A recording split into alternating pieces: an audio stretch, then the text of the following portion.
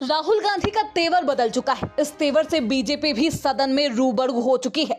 चुनाव के नतीजों के बाद से ही राहुल गांधी का आत्मविश्वास सातवें आसमान पर है।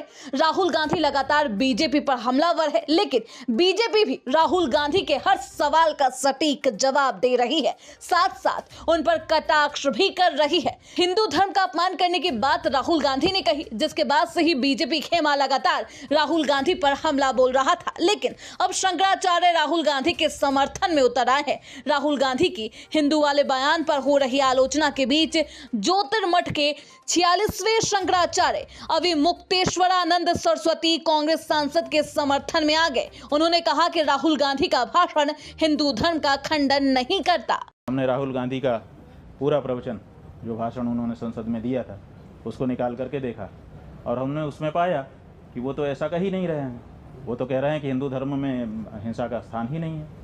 तो जब वो साफ कह रहे हैं कि हिंदू धर्म में स्थान नहीं है, तो फिर उनके ऊपर ये आरोप लगाना कि उन्होंने हिंदू धर्म के विपरीत कोई बात कही है, उनके आधे वक्तव्य को, अंश को निकाल करके और उसको फैला करके, ये हम समझते हैं कि अपराध है, दुष्प्रचार है और ऐसा करने वाले को दंडित किया जाना चाहिए, चाहे वो पत्रकार और चैनल ही क्यों ना हो।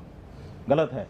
उस व्यक्ति ने जो बात कही ही नहीं है, उसके लिए उसका विरोध करना और उसके लिए उसको दोषी बनाना सही नहीं है।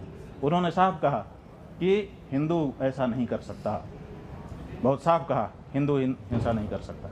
बाद में उन्होंने कहा कि जो लोग उन्होंने अपने सामने जो अमुक पार्टी के सरकार के लोग हैं, उनको देख करके कहा कि आप लोग अपने आप को हिंदू कहते हो और हिंसा नफरत फैलाते हो। तो उनका कहना केवल उस पार्टी विशेष के लिए था।